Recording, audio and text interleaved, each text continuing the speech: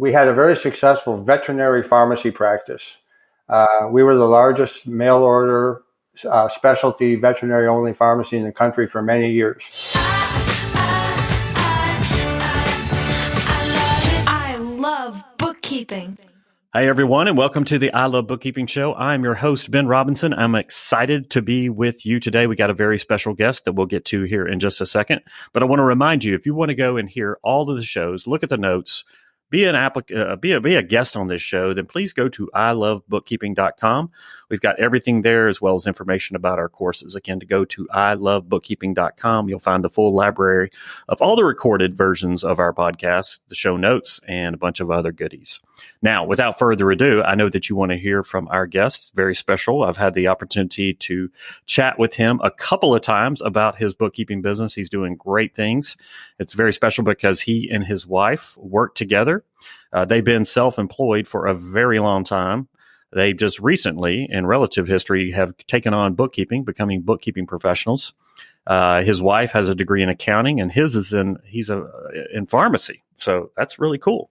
He says they're small business people at heart, and he lives in Naples, Florida. We were just talking about that. Has a son and daughter-in-law and granddaughter, I believe, that live right there by them. And then he also has a daughter who lives in Washington, D.C., and he's very passionate about his grandkids, as most grandparents are and should be.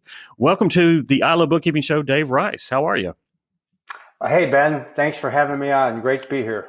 Yeah, it's great to have you. Now, this is pretty cool because your daughter, you say, she's an officer in the Coast Guard, correct? Yes, she is. Yes. Wow. And then your son is a retired Army Ranger officer, right? Yes. He is spent 2 years overseas in places none of us ever want to visit. Mm-hmm. And we're happy to have him back here in one piece. Yes, absolutely. Thank them both for their service. That's awesome that you raised two kids that decided to become officers in the military. That's no small feat in and of itself. So thank you. Kudos to you and to Laurie. Now, so you and your wife, you work together in the business. How does that go? Well, for the most part, it goes pretty well. We've been in business together for a long, long time. I've been self-employed almost forever, and I've done a couple of things. And Laurie started out, she has an accounting degree, started out working for a public accounting firm, hated it, and didn't last long. Luckily, ended up coming into the businesses that I started, and she has basically run the bookkeeping side of those for many, many years. And she actually likes doing that. She likes the bookkeeping side of accounting. We have no interest in doing taxes or anything even approaching that. We're never going to. We like to stay on our side of the street. And we had a very successful veterinary pharmacy practice. We were the largest mail order specialty veterinary only pharmacy in the country for many years. And we sold it, disappeared on our boat for about 4 years. We traveled everywhere, all over the Gulf Coast, East Coast, all over the Bahamas, and got back, got into real estate investing, and had some great things happen, some bad things happen, and we had talked on and off about bookkeeping for a long time. I felt like it was something we could build a business around, but we just didn't know where to take it. And we looked at your program actually 2 years before we signed up the first time, and I was diagnosed with cancer about 3 or 4 days after we looked at the program. I have a face for radio. I have one for podcasts, so hence why we're here right now. There you go. And it put us out of commission for a while, but we got through it. Everything is great now. We're all back functioning. And the moment we recovered from it, we signed up for Bookkeeper Business Launch. And the reason we decided to then, I had bumped into somebody on LinkedIn, and we got talking about bookkeeping, another investor, and he asked what we do. And I said, well, my wife, Laurie, takes care of it. And he said, well, we need help. And we put a note in LinkedIn. And when we signed up for BBL, we realized it was the first time we realized that we could do this virtually. Hmm. that had never crossed our mind. We're not technical people. We're not tech nuts. Once we realized we could do it virtually, then the ideas opened up. We Right. realized that we could go find investors anywhere. And so that's it. We knew our niche right from before we even bought into the program. Sure. We knew our niche, and we're real estate investors ourselves, so that helps with our credibility, and that's how we got going. Oh, that's awesome. And today, how many clients do you and Laurie serve? I'm just looking right now because I knew you'd ask, Ben. I can look up on my whiteboard here, but we have 40 entities and 22 clients. Oh, wow. Wow. That's awesome. And how long have you been at this? Have you and Laurie been at this? I'm losing track, but February of 2018, we had a couple clients and we're doing $1,000 a month. Wow. And now we're at over $12,000 a month right now. That's incredible. In In a year. 15 months, just over a year, right? Okay, so there's some secret sauce in here, which you and I both know that there's really no secret. I know the ending of this story, but how do you go from 2 clients in February of 2018 to when we're recording this, early summer of 2019? What did you do? What was your secret? Well, we didn't find a unicorn, Ben. That's the first thing. That's an inside joke right there. All right. Yep. No unicorns. Yep. Okay. Yep. What we did was we started messaging on LinkedIn, and I got my first client. Stumbled into somebody on LinkedIn, got our first client there, and we had one client for about 4 months, and it was a small client. But Lori worked full time on that client. I worked full time marketing, and after about 3 months, our one client said to us, "Do you have room for more clients? I've got lots of people that would like to talk to you." And we said yes. And to this point, he's probably sent us 7 or 8 of our existing clients. Wow. Just one client.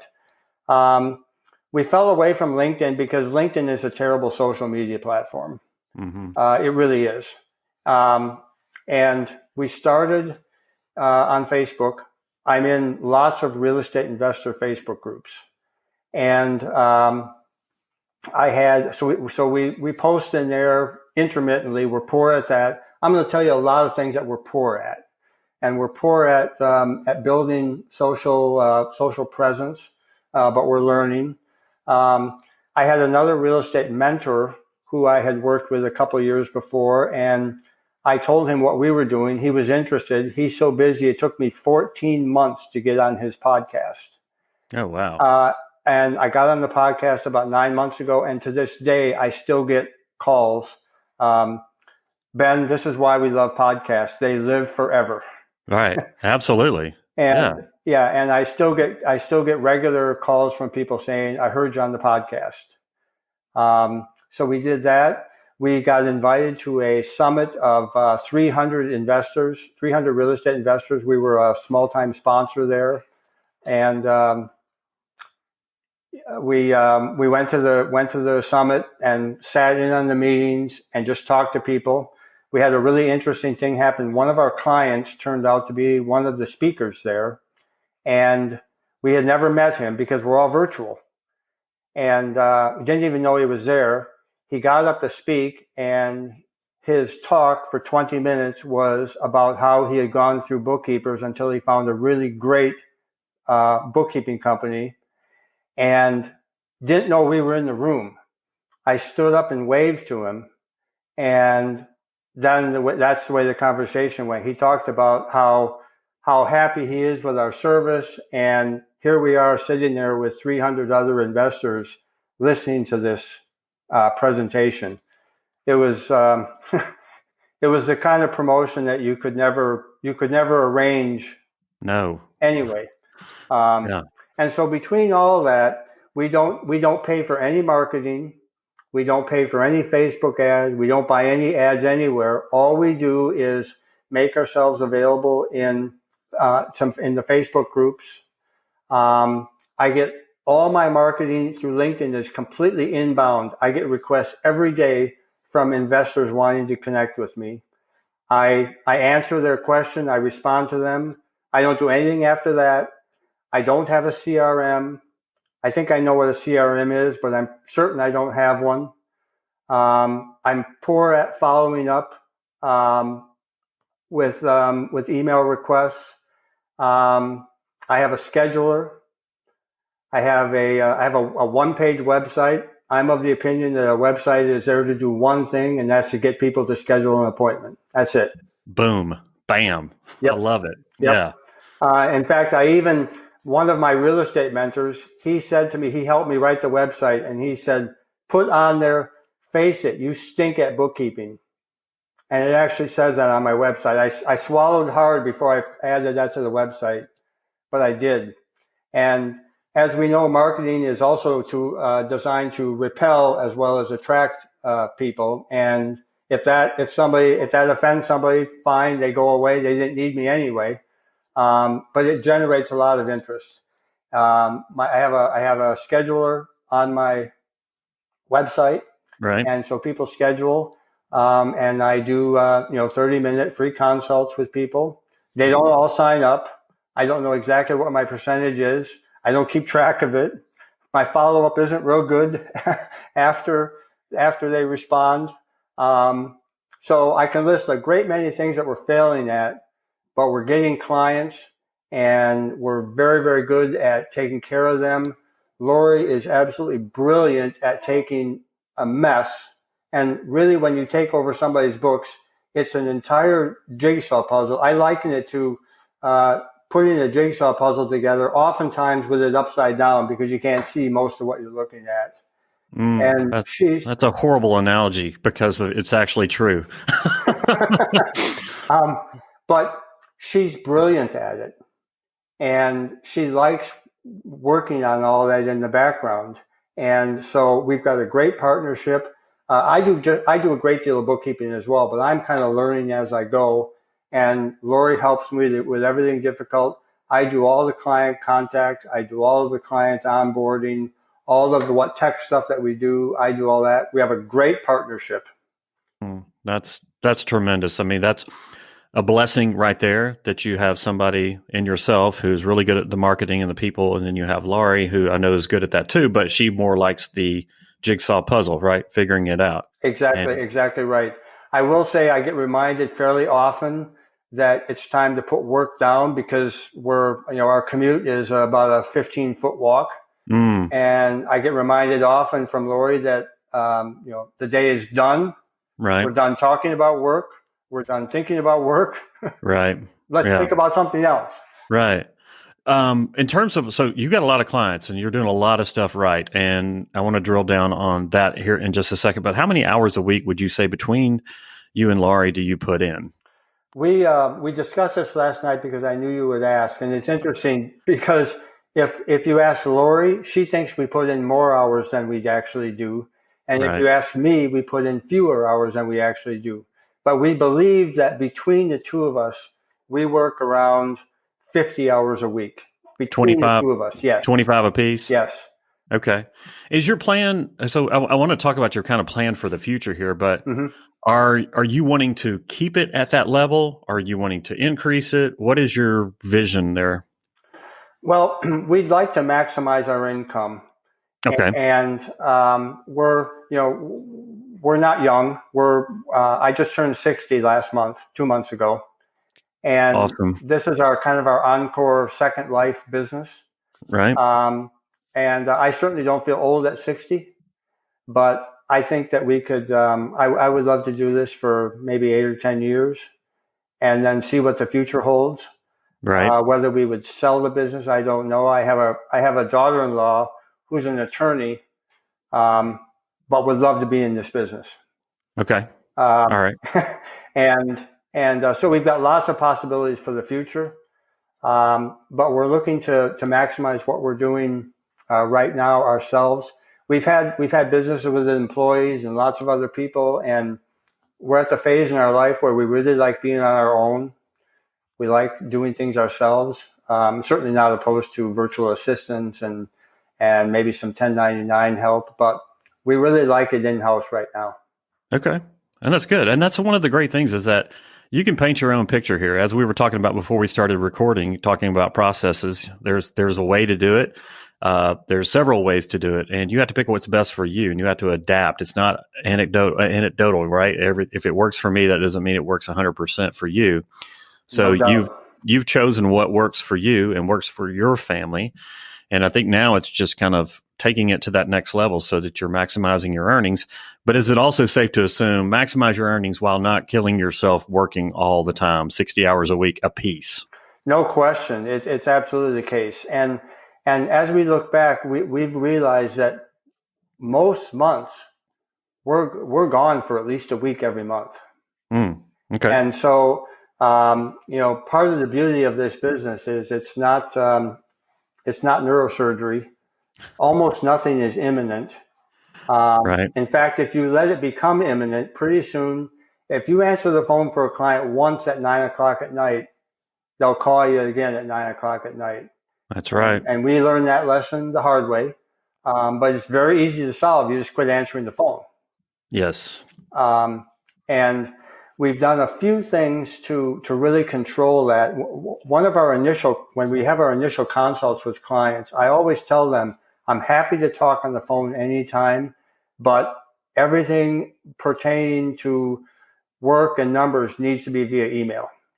Okay. And so that when they really want to talk to me for a few minutes, nobody has a problem calling. But honestly, with 40 entities, I would say that we average less than 3 calls a week that are not scheduled. That's 3 calls a week. Yeah, that's tremendous. And I want to drill down on that here in just a second. But what I really want to do is to focus in. I know that we always like to talk about the challenge or the opportunity that's in front of you, and I think we've already kind of alluded to it here. But did I just do an alluded?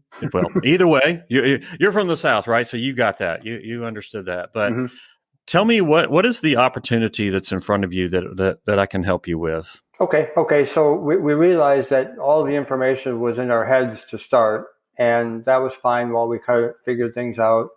And as we started figuring out things here and there, we started making notes. This is how we do this. This is how we deal with this issue. Specific things here and there. We figured out fairly quickly that I was doing things a little bit differently than Lori was doing things with clients. And we put our heads together and said, okay, we need to get these things the same. So we went from, I'm an old paper and pencil guy. And we started out making notes on paper. I started a little operations manual. Eventually it got typed up and some of it got printed out, became electronic. We're progressing very slowly. We're sort of semi-figuring out Google Drive now, and we actually have most of it on Google Drive so that Lori and I can look at it and update it, and we see each other's notes.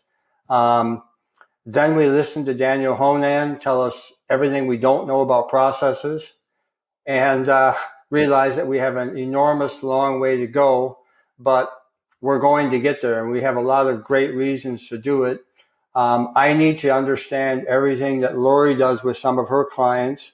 She needs to understand everything I do with some of my clients. And if we have it all in the right areas by client, we can keep track of what each other's doing. So that's the process. That's where we kind of are in the process right now. We're very, very early in the infant stages of turning processes into real concrete procedures. And it's a struggle. Oh, yeah.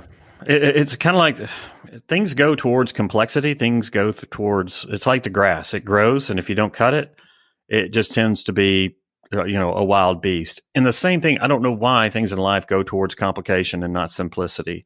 But let's talk about the reason. Like, why are you doing processes and procedures in the first place? What's your benefit? What do you see it? Well, the benefit is that if we can get our work done before 3:00 every afternoon instead of 5:00, we're done working. Everything has to do with us getting the most amount of work done in the least amount of time. It's very, very simple. If my son calls and says, I can't get out of work early today, can you go pick Caroline up from daycare? We need 10 minutes notice and we can do that. And those are the kind of things that we're able to do. So it's all about being more efficient. But it's not completely that. We want to be very uniform as uniform as possible across the board with our clients. It just simplifies things. How we classify certain things.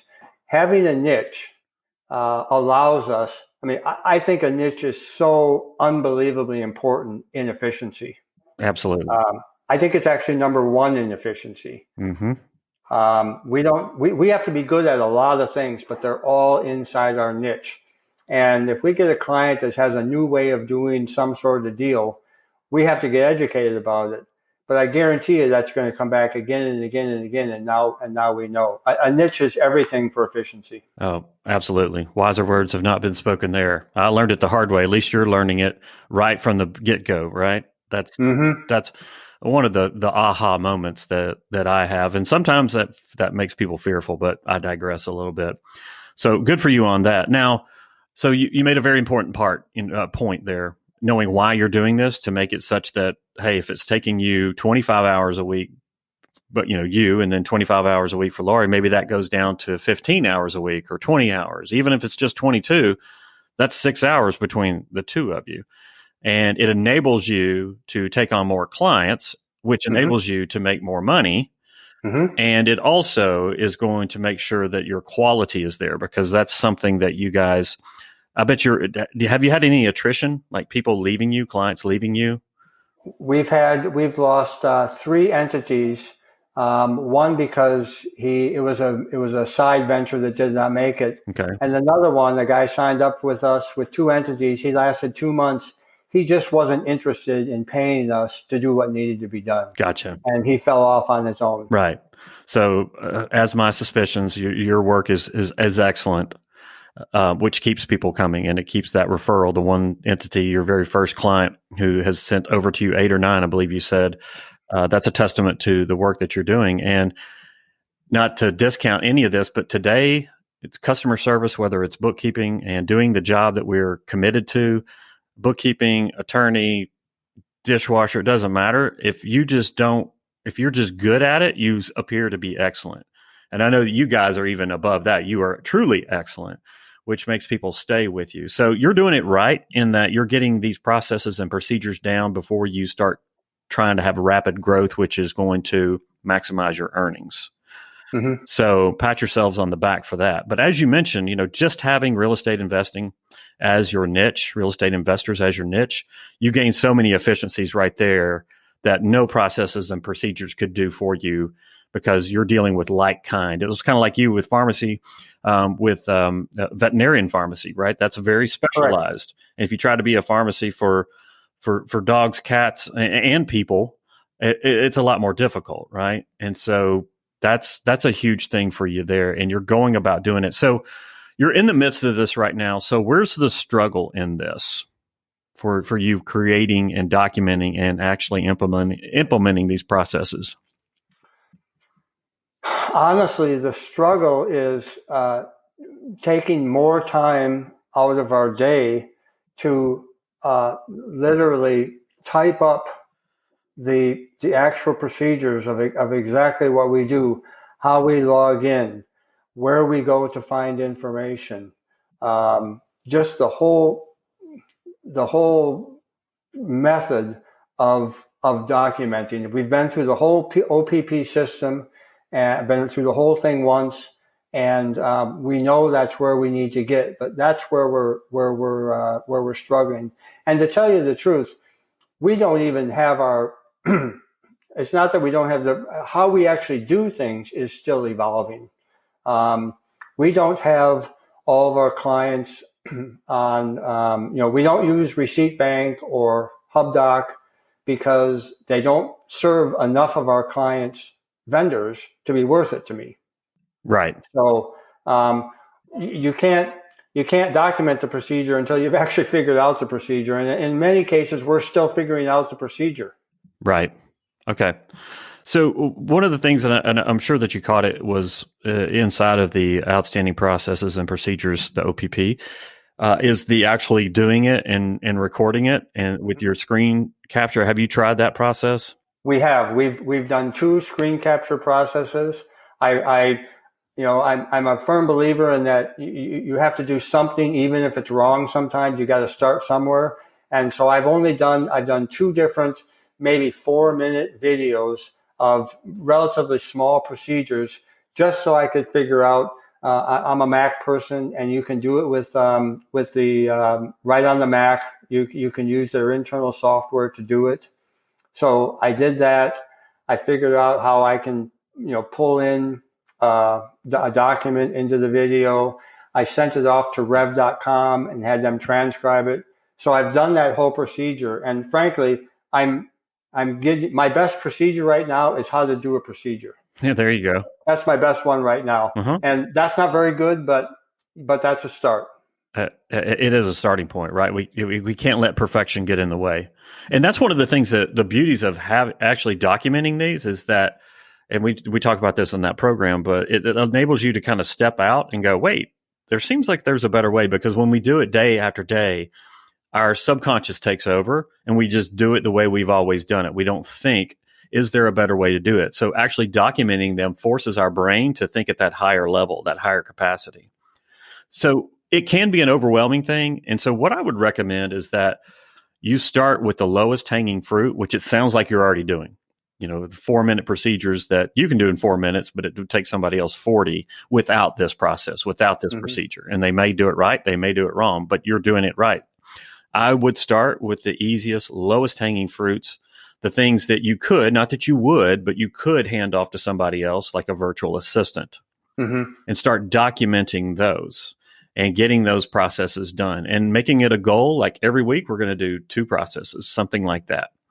Because if we try to go out and say, well, good grief, there's 20 or 30 that we have to do, right? Then we get a little bit of overwhelm. Right. But make it a goal such that, hey, 1 or 2 this week, 1 or 2 next week. And as you kind of escalate up, then you're going to do the more difficult processes. We don't start with, how to reconcile the statement of cash flow. We might start with, how do we import a bank statement when it's a manual feed? Right. Something that we do on a recurring basis. Something that if we were to hand that off to somebody else, that they could watch this video, they could read the checklist or read the transcript of what we've recorded for them and pretty much paint by numbers, if you will. And just starting small, people think, well, that only takes me 5 minutes a day. Okay, that's fine. 5 minutes a day, maybe you and Laurie are both doing it. That's 10 minutes a day. That's 50 minutes a week. That's nearly an hour off of your schedule right there. And then you do another one of those, and there's another hour off of your schedule every single week, every single week of your business life. These things start to add up. And so we always think, and I'm speaking for myself here, I thought that I had to do like the things that took me forever and started focusing on those. Well, number 1, those are complicated. Number 2, those are higher paid. If I want to hand them off to somebody else, I'm going to have to pay somebody that's, I'm paying $40, $50 an hour to, rather than somebody I'm paying $20 an hour to. So it really is the opposite and working on that. And then it becomes like this, game, if you will, of, oh my goodness, I can start handing this stuff off. And it enables you to focus on the things that really charge you and that you enjoy and that the clients actually see. That's right. And we did that wrong, of course, like so many things. My biggest time thing is onboarding a new client. Right. And, but that's a complicated procedure. And I tried to tackle that first and failed. And so, I have a long checklist now of what I do, onboarding a new client, but it's a long drawn out procedure. And I started thinking about, that's what I should do first, and realize that was just plain a mistake. So at the moment, that is still a very long checklist. I actually, when I get, and the thing is, I only get a couple new clients a month, which is all I need, by the way. Which is all I need, by the way, to hit my goals. But it's not often enough that I'm really great at the procedure. I have to follow the checklist, and I print out a checklist for each new client, and literally, as I do each thing, I check that off. So, but yes, that is still in the checklist phase because it's just too darn complicated. I can't hear you, Ben.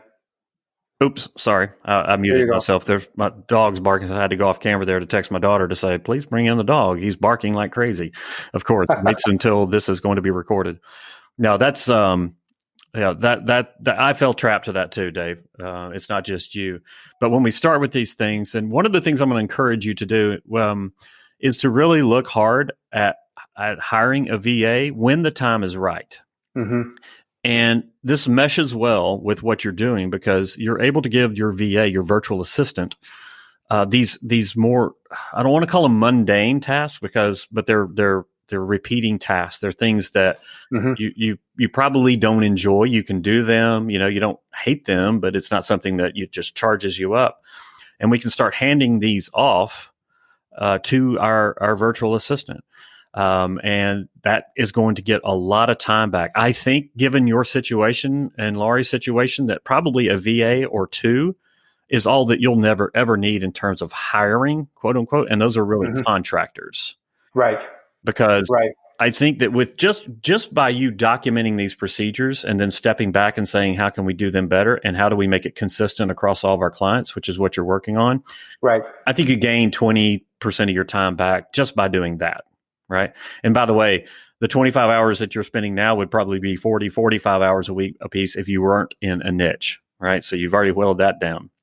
But I think that you probably, and I'm just tossing out numbers here, Dave, but I think that you gain 20, 30% efficiency just by documenting and then starting to improve those, because that's one of the things we talk about. It's not just documenting how it is, but then stepping back from it and saying, how do I make it better? How do I make it more efficient? And one thing I would tell you to do is that when you are documenting those processes, just document them as they are, not as they should be or as you think Okay. they should be. Document them as they are. Then get the thing set up, do the checklist, all the things that we talk about, and then come back and in a separate place, in a separate time, start to critique those. Start to ask yourself, how can I do this better? And I recommend this strongly. When you're working on your business, number one is to have a special place, location-wise, where you do that, away from where you do your day-to-day work. It could be by it could be by the ocean. It could be at a Starbucks. It could be in your backyard. I don't care, but make it someplace that you don't do your normal day-to-day work. Because your brain tells me, oh, I'm here. I'm thinking in a different way. And so the same thing, you were documenting your procedure as is, where you actually do your document and procedure. But when you take it out there and you watch the video, and when I say out there, outside, let's say, that's where I like to go. When there's a park not too far from me, and I'll go up there and it tells me, hey, brain, you're in a different mode now. You need to be working on your business. I would actually be doing these podcasts there if I had a good enough Wi-Fi connection, but I don't. And the noise probably would get in the way. But this is going to enable you to gain a lot of efficiency. So let's say that it was able to take you down from 25 hours a piece to 20 hours a week. Well, that means you can take on more clients to get back up there and make more money. Right. The real compounding effect is that I bet you could shift another 5 to 6 hours a week a piece over to a virtual assistant that you're looking at spending, a couple of $100 a week. For 10 hours, maybe 300 when it's all said and done. Doesn't really matter, because that 300 is going to turn into 3,000 for you. Right.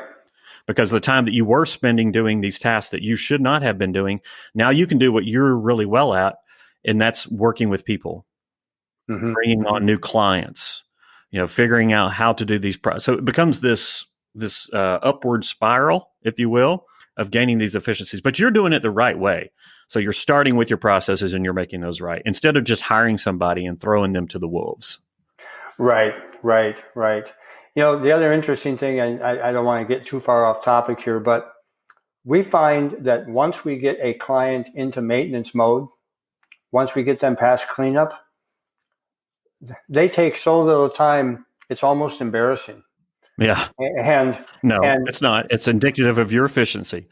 We probably spend 80% of our work time doing cleanups for a few clients, and all the rest of our ongoing stuff gets done in a very short time every week. Amazingly short time. So my hope is that if we're doing things right all the way up to then, it gets really easy after that. Yeah. Okay, so these cleanup clients, these are clients that are going to be monthly clients after you get them straightened out, right? You're not just taking off one-offs. We don't take on a cleanup unless they're in it for the long haul. Perfect. Good. Smart guy. So you're doing pretty much everything right. Talk about what you don't do right. I don't want to hear any of that, Dave. You or Laurie one is a genius, or both of you together are a super genius. So you're doing a lot of stuff right. All my normal prescriptions here aren't working on the pharmacist. So wonder how that goes. No, but one of the things I would encourage you, if that's the case in cleanups, which is awesome because you're getting them cleaned up and you're providing value, is to now take that cleanup process and to break it down into, say that that's a system, and break it down into processes. Okay. So as we know, one of the big things is just getting all the crap. Once they've signed the engagement letter, once they've paid you, is getting all the documentation. We know that if we have all the documentation, then like 80% of the hard part is over with. It's getting that So take the documentation gathering part, and make that a process. And that is something I feel like I could offboard fairly easily. It's a tremendous amount of busy work. Yes. So rather than taking the whole thing, start just in a logical sequence. Start saying, okay, well, this is the documentation, and in documenting how we get those documents and how we get all the stuff onboarded from our client. Create processes for that, and then go, okay, once I have all the documentation, and that's a key takeaway right there as an aside, is that we don't start these cleanups until we get everything. Because it's like making a diagnosis without having all the medical history, without all the tests being in. Right. So we have to wait to get all that information. Then we start working on it. Okay. And then you say, all right, well, when I start working on it, what does that mean? And we have to be fluid in this because I know that every cleanup is unique in some capacity, but we're trying to get to the same end: clean financial statements that are up to date. Right. So that's the aim and all that. How we go about doing that can be different. And this is where you're documenting kind of the typical flow, but every one you have to step back from and look at. But this is going to enable you to say, all right, well, that document part of that document collection, now I don't have to spend, if I was spending, let's say 10 hours on that, now I'm only spending 6 on it because I've gained these efficiencies. I've handed those off just by the efficiency. I've gotten better at that. So taking that and breaking it down, the cleanup process is going to enable you to gain some efficiencies there as well. That's an inordinate time waster, and it's really just occurring to me as I talk through it with you, what a time waster document fetch for a new client is. It's a huge time waster, and it's certainly not something that needs our abilities. Yes. And then again, this enables you to say, all right, well, where are the inefficiencies here? Where can I do this better? Would it be, say, hey, look, I'm going to have you, Mr. Client, Mrs. Client, on the phone for an hour or screen share, and I'm going to help you log on and get all the documents that I need. Here's the list before we get on this call. Here's everything I want you to have in front of you. And I guarantee you after this that I won't have to bug you anymore. Something like that, right? I found that, like, if I could encapsulate that to my client, my dentist client at the very beginning, and I didn't learn this till the very end. It was kind of like, if I just gave them that, said, give me an hour and I'll get everything and I won't have to bug you anymore. They were fine with that. It was the death by 1,000 paper cuts. Hey, do you have this document? Do you have that document? Do you have all this stuff that it just drives us crazy. It really does. And I have a client on each end of the spectrum right now. I've got one client that cannot wait to get us everything the moment we ask. And he's a dream, even though he asks tons of questions. The other one, I cannot get word one, yet he's paid me for the last 2 months and I have almost no documentation. Right. He's prepaid me. Right. Yes, that is frustrating. And obviously we're going to have those aberrations, right? For both ends of the spectrum. And, we have to address them with kid gloves, every single one of them. Sure. At some point, you start going, well, do I really want to work with these people that I'm just having to hound? And that's taking time away from me. That's a different discussion. Right. But I think that by doing all of this and really going in the order that you're already going in, and just carving it up and doing one procedure or 2 procedures a week, taking that cleanup one and then looking for a VA who can do this and start taking off the little things. But that's a little bit down the road. But going back to our conversation in November, that it may take, you a year or two to get to this. I don't think that you're that far off, because now we are 6 months down the road from there. But I think that you can get this stuff documented and started, and don't let perfection be the enemy of just getting it done and getting it started. That makes sense? It really does. And as we talk here, when I tell you that 80% of our time is spent doing a few cleanups, and a great deal of our cleanup time is spent getting documents, I've just answered my own problem right there. I think that's the first thing for us to document and delegate. Yes, there you go. And again, step back from that after you created it and ask yourself, how can this be done better? How can this be done quicker? How can I, where are the friction points? We always talk about the friction points. If you're ready to work, your team's ready to work, you and Laurie are ready to work, you just don't have anything to work with. And so it's important that you get all that and really step back from it and go, okay, and you're going to find that there's just a couple of friction points. And that one thing you may try it with your client and go, here's everything that I know that I need. And we're going to spend an hour on a screen share, and we're going to get it all right there. And you're going to give me access. If we need to make a phone call to somebody to give me access, then we're going to do that inside of this call. We're going to get it contained, and that's not a fun hour for you. It's not a fun hour for your client, but it gets everything done and out of the way so that you can begin. That's my takeaway action for today on my one problem client, Ben. There you go. That's exactly what we're going to do. One of the things you've always talked about in your programs is no one can possibly absorb everything that's presented. But if you find a nugget here and there to take away, we've done that so many times. When we went through your program the very first time, the nuggets we took away were, oh my gosh, it's virtual. Right. And we love the proposal that you provide us. We, of course, tore it all apart and redid it, but it's got a picture of our favorite anchorage in the Bahamas. That's what's on the cover of all of them. Just those little nuggets that we took from here and there and ran with. Oh yeah, we're just so valuable, and that's exactly what I hope people can take away from this. If somebody can take one nugget away from this podcast, then it will have been worth doing. Yes, that's it. And when we do, and you saw it in the recordings, I mean, we always say, look, when you're at an event, when you're listening to a podcast, when you're reading a book, I'm like you, Dave. I keep a pad of paper. I'm a pen and paper guy. Sometimes there you go. Look at you right there. I keep it right there, and I always have an action item list. So if I'm at a conference where I'm learning and getting, educated myself and becoming better, I have one page that's all my action items. And sometimes I'll come out of there with 40 different things that I could be doing. And I go through and I whittle it down to the one thing. Yep. Because otherwise, if I look at a page of 40 things, I go, yep, that's a lot of good stuff that I could do, not doing any of it. But I take the one thing. And if I got that one thing done, that one idea, it would be a game changer. And then I could move on to the second one. But to be honest with you, I hardly ever get a chance to move on to the second one. I'd say 90% of what I put on my to-do list gets wiped off. Yeah. Yeah. So you're well on your way, Dave. And I think that by doing it and doing it in the sequence that you're setting yourself up for some really good success. And also, at the end of the day, the most important thing is that you're not going to take time away from your granddaughters or from your grandkids or from your kids or from or from Laurie or from, all the things that you love to do. You're going to be able to make more money and work less by doing this. But it is going to be a little bit more work. And that's why I encourage you to kind of do the work while you document the work. Yep. Just makes it more efficient. So, all right. Any final parting words, Dave, before we sign off here? Well, I just want to say that I've owned a number of small businesses, and the business model that you've helped put together here is absolutely spectacular. I love looking at my QuickBooks Online dashboard and seeing.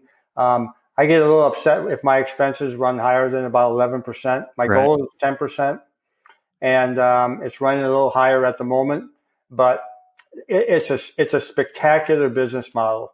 Get paid before you do any work. Yes. Number one, AAA. Get paid before you work. Right. And then just over deliver. It's just a tremendous business plan. It really is. I'm just thrilled with it, especially at the phase in our life. We're kind of in our second business life, and it's just a great business. Well, It is a good model, but you have executed it, right? Because we can have the best information, best business model, but if we don't take something and run with it, it's not going to get done. And so you realize that, and having businesses in the past has set you up for success. So I appreciate the kind words, Dave. I really do. And congratulations to you also for kicking cancer's ass. Thank you. Thank you.